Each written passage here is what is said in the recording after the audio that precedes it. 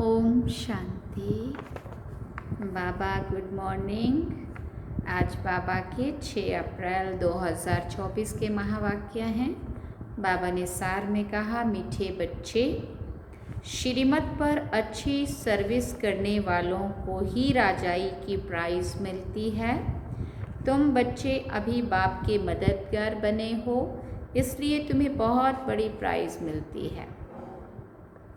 बाबा ने प्रश्न पूछा, बाप की ज्ञान डांस किन बच्चों के सन्मुख बहुत अच्छी होती है? तो बाबा ने उत्तर में कहा, जो ज्ञान के शौकीन हैं, जिन्हें योग का नशा है, उनके सामने बाप की ज्ञान डांस बहुत अच्छी होती है। नंबरवार स्टूडेंट हैं, परंतु ये वंडरफुल स्कूल है, कईयों में ज़रा भी ज्ञान नहीं है, सिर्फ भावना बैठी हुई है। उस भावना के आधार पर भी वर्षे के अधिकारी बन जाते हैं। ओम शांति।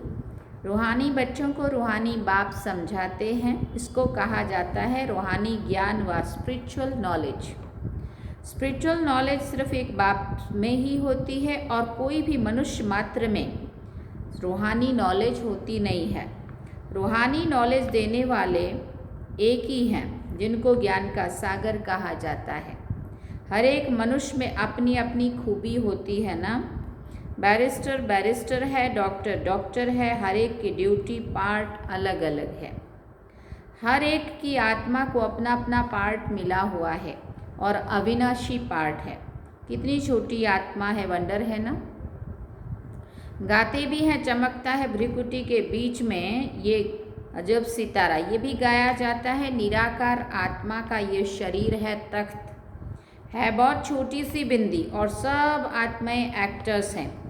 हर एक जन्म के फीचर्स ना मिले दूसरे से, एक जन्म का पार्ट ना मिले दूसरे से। किसी को भी पता नहीं है कि हम पास्ट में क्या थे, फिर फ्यूचर में क्या होंगे। ये बाप ही संगम पर बैठ समझाते हैं। सुबह को तुम बच्चे याद की यात्रा में बैठते हो तो उजाई हुई आत्मा प्रज्वलित होती रहती है। जितना जितना बाबा को याद करते जाते उतना आत्मा की ज्योत जगती जाती है, क्योंकि आत्मा में बहुत जंक लगी हुई है। बाप सोनार का भी काम करते हैं। पतित आत्माएं जिनमें खाद पड़ती है उनको प्योर बनाते हैं। खाद पड़ती तो है ना, चांदी तांबा लोहा आदि नाम भी ऐसे हैं। गोल्डन एज, सिल्वर एज, सतो प्रधान, सतो रजो तमो, ये बातें और कोई भी मनुष्य गुरु नहीं समझाएंगे कि आत्मा की कैसे स्टेजेस बदलती हैं। एक सतगुरु ही समझाएंगे। सतगुरु का अकाल तख्त कहते हैं ना, उस सतगुरु को भी तख्त तो चाहिए ना। जैसे तुम आत्माओं को अपना अपना तख्त है, उनको भी तख्त लेना पड़ता है। कहते हैं मैं कौन सा तख्त लेता हूँ ये दुनिया में कोई को भी पता नहीं है। वो तो नेति नेति कह देते हैं हम नहीं जानते। तुम बच्चे भी समझते हो पहले हम कुछ नहीं जानते थे। जो कुछ भी नहीं समझते हैं उनको बेसमझ कहा जाता है। भारतवासी समझते हम बहुत समझदार थे, विश्व का राज्य भाग्य हमारा था, अब बेसमझ बन पड़े हैं। बाबा कहते हैं तुम शास्त्र आदि भले कुछ भी पढ़े हो, ये सब अब भूल जाओ। सिर्फ एक बाप को याद करो। गृहस्थ व्यवहार में भी भले रहो। सन्यासियों के फॉलोअर्स भी अपने अपने घर में रहते हैं। कोई कोई सच्चे फॉलोअर्स होते हैं तो उनके साथ रहते हैं, बाकी कोई यहाँ कोई कहाँ रहते हैं। तो ये सब बातें बाप बैठ समझाते हैं। इसको कहा जाता है ज्ञान की डांस। योग तो है साइलेंस, ज्ञान की होती है डांस। योग में तो बिल्कुल शांत रहना होता है, डेड साइलेंस कहते हैं ना।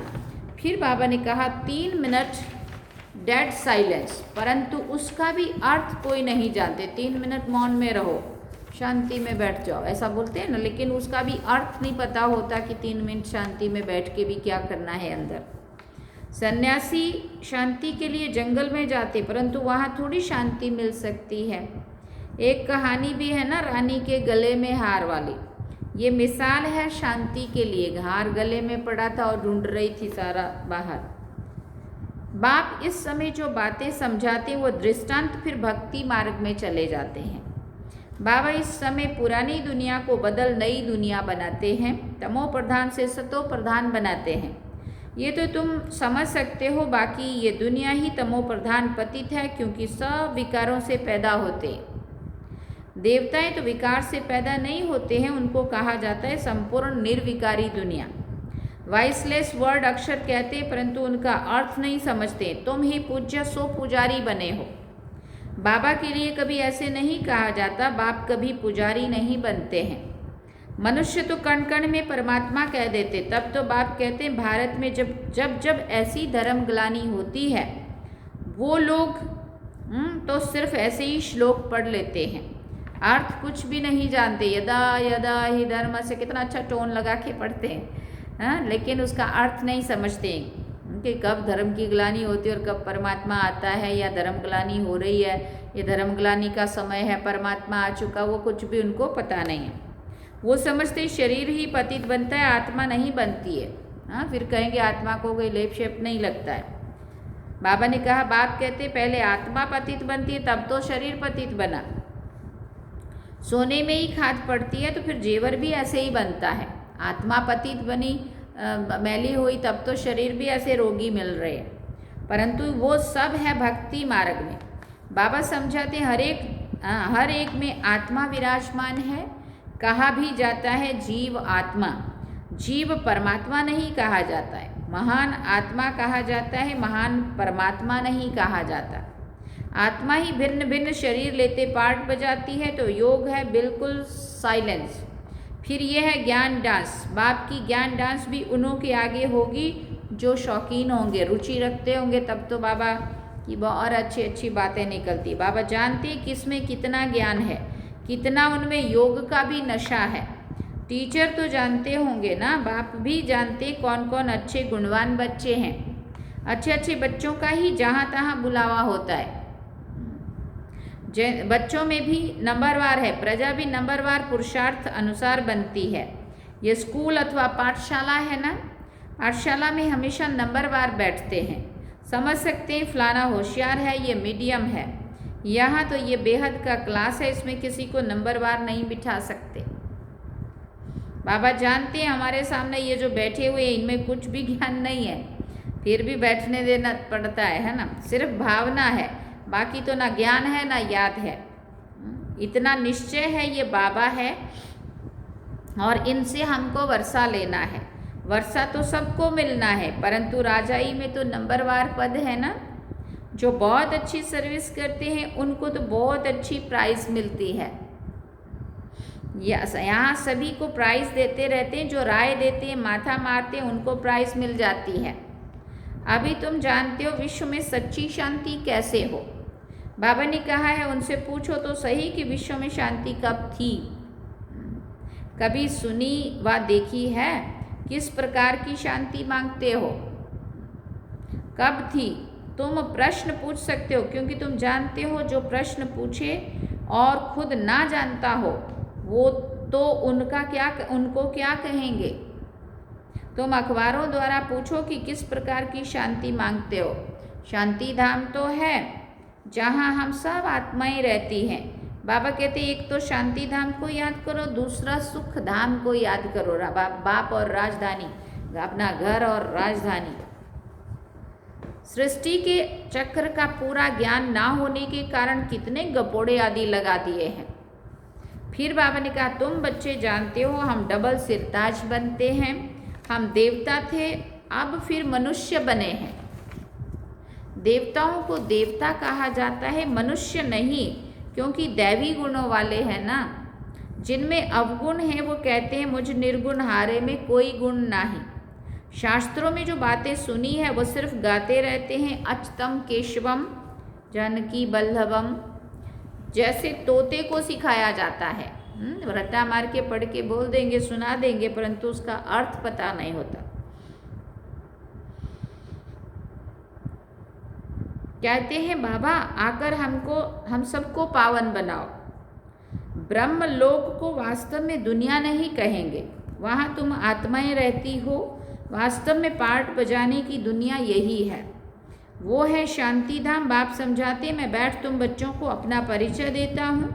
मैं आता ही उसमें हूँ जो अपने जन्मों को नहीं जानते हैं। ये भी अभी सुनते हो, मैं इनमें प्रवेश करता हूँ। पुरानी पतित दुनिया रावण की दुनिया है। जो नंबर 1 पावन था वही फिर नंबर लास्ट पतित बना है। उनको अपना रथ बनाता हूँ। फर्स्ट सो लास्ट में आया है, फिर फर्स्ट में जाना है। चित्र में भी समझाया है ब्रह्मा द्वारा मैं आदि सनातन देवी देवता धर्म की स्थापना करता हूँ। ऐसे तो नहीं कहते देवी देवता धर्म में आता हूँ। जिस शरीर में आकर बैठते हैं वही फिर जाकर नारायण बनते हैं। विष्णु कोई और नहीं है, लक्ष्मी नारायण अथवा राधे कृष्ण की जोड़ी कहो। विष्णु कौन है ये भी कोई नहीं जानते हैं।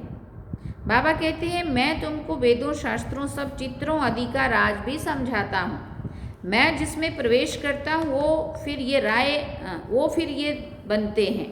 प्रवृत्ति मार्ग है ना, ये ब्रह्मा सरस्वती फिर लक्ष्मी बनते हैं, फिर वो लक्ष्मी नारायण बनते हैं। इनमें माना ब्रह्मा बाबा में मैं प्रवेश कर ब्राह्मणों को ज्ञान देता हूँ, तो ये ब्रह्मा भी सुनते हैं। फिर बाबा ने कहा ये फर्स्ट नंबर में सुनते हैं। ये बड़ी नदी है ब्रह्मपुत्रा नदी। मेला भी सागर और ब्रह्मपुत्रा नदी पर ही लगता है। बड़ा मेला लगता है ना, जहाँ सागर और नदी का संगम होता है। मैं इनमें प्रवेश करता हूँ, ये वो बनते हैं। इनको वो बनने में सेकंड लगता है, इनको वो बनने माना इन ब्रह्मा बाबा को विष्णु बनने में सेकंड लगता है। साक्षात्कार हो जाता है और झट निश्चय हो जाता है कि मैं ये बनने वाला हूँ। बाबा को तो कितनी खुशी, कितना नशा रहता था बाबा को जब ये ध्यान में आता था कि मैं ये कृष्ण बनने वाला हूँ, विश्व का मालिक बनने वाला हूँ। ये तो गद्दाई क्या करेंगे, सब छोड़ दिया। ये हीरे पत्थर नज़र आने लगे। बाबा की हिस्ट्री में सुना होगा आप सब ने भी। हाँ, ये झूठा व्यापार नहीं करूँगा, समेट लिया पूरा। तुमको पहले मालूम हुआ बाबा आया हुआ है, ये दुनिया ख़त्म होने वाली है, तो झट भागे। हाँ, बाबा ने नहीं भगाया, परंतु समय की पहचान, बाबा की पहचान ना, महापरिवर्तन की घड़ी है और अभी अपने को भी परिवर्तन होना है। जब ये समझ मिली तो तुरंत भागे। हाँ, बच्ची बननी थी, कहते हैं कृष्ण ने भगाया। अच्छा, कृष्ण ने भगाया तो पटरानी बनाया ना। हाँ, अगर समझो बाबा ने टचिंग कराई और हमने घर बार छोड़ा तो बाबा ने आकर के हमें इतना ऊंच पद का अधिकारी भी तो बनाया ना। हाँ, या बना रहे। तो इस ज्ञान से विश्व के महाराजा महारानी बनते हो, ये तो अच्छा ही है ना। इसमें गाली खाने की दरकार नहीं है। फिर कहते हैं कलंक जब लगते हैं तभी कलंगीधर बनते हैं। कलंक लगते हैं शिव बाबा पर, कितनी ग्लानि करते हैं। कहते हैं हम आत्मा सो परमात्मा, परमात्मा सो हम आत्मा। अब बाप समझाते हैं ऐसे है नहीं, हम आत्मा भी अभी सो ब्राह्मण है। ब्राह्मण है सबसे ऊंच कुल। इनको डायनेस्टी नहीं कहेंगे, डायनेस्टी अर्थात जिसमें राजाई होती है। ये तुम्हारा कुल है, बहुत सहज। हम ब्राह्मण सो देवता बनने वाले हैं, इसलिए दैवी गुण जरूर धारण करने हैं। सिगरेट बीड़ी आदि का देवताओं को भोग लगाते हो क्या, फिर पूछ रहे हैं बाबा। श्रीनाथ द्वारे में बहुत घी के मालठाल बनते हैं, भोग इतना लगाते हैं जो फिर दुकान लग जाती है, यात्री जाकर लेते हैं। मनुष्यों की बहुत भावना रहती है। सतयुग में तो ऐसी बातें होती नहीं है, ऐसी मक्खियाँ आदि भी नहीं होंगी।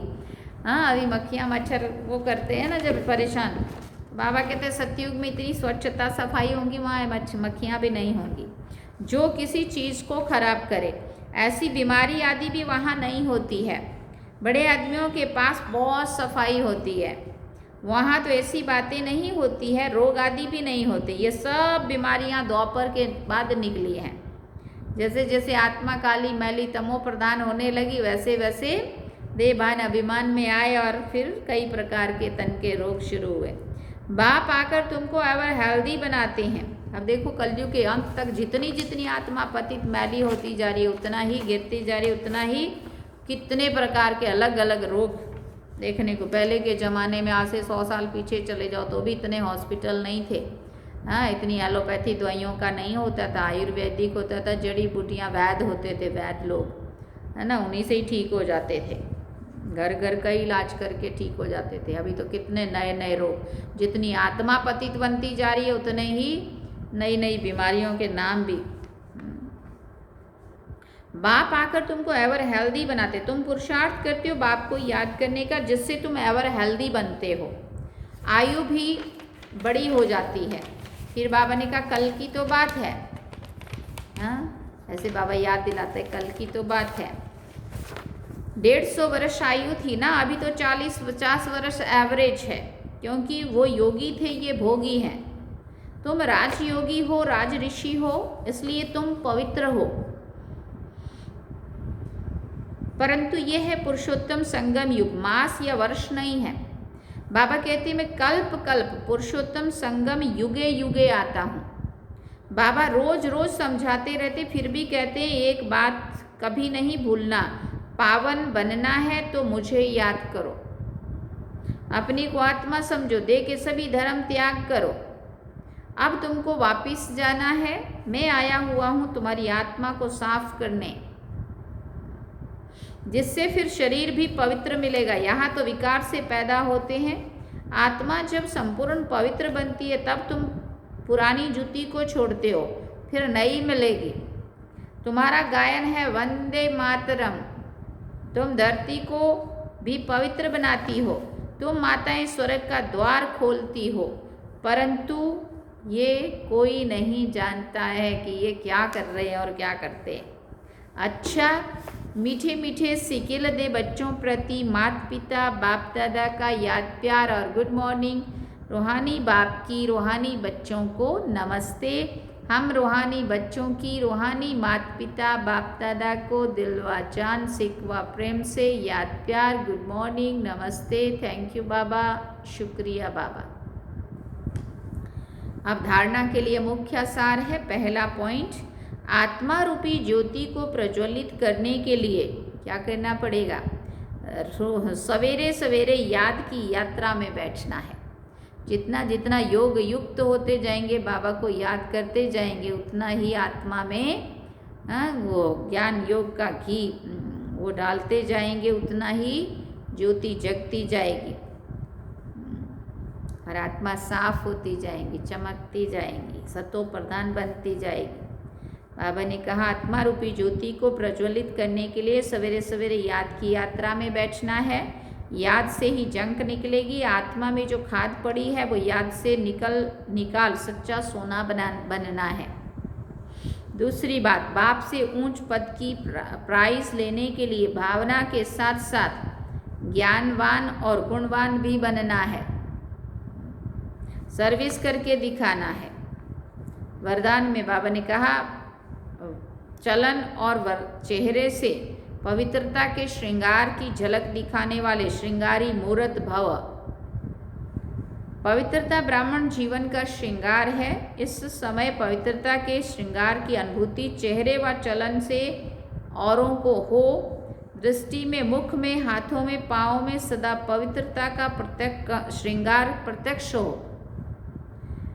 हर एक वर्णन करे कि इनके फीचर्स से पवित्रता दिखाई देती है। नैनों में पवित्रता की झलक है। मुख पर पवित्रता की मुस्कुराहट है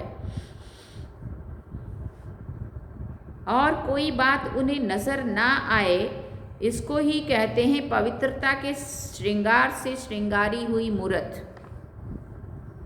स्लोगन में बाबा ने कहा व्यर्थ संबंध संपर्क भी अकाउंट को खाली कर देता है, इसलिए व्यर्थ को समाप्त करो। व्यर्थ संबंध संपर्क जो कई बार नहीं भी मिल रहे होते आपस में, लेकिन फ़ोन से भी इतना व्यर्थ बोलना, सुनना, कचरा पट्टी भरना अपने में, दूसरों में, है ना, वो क्या है, इससे आत्मा और बोझ होती जाती है, भारी होती जाती है।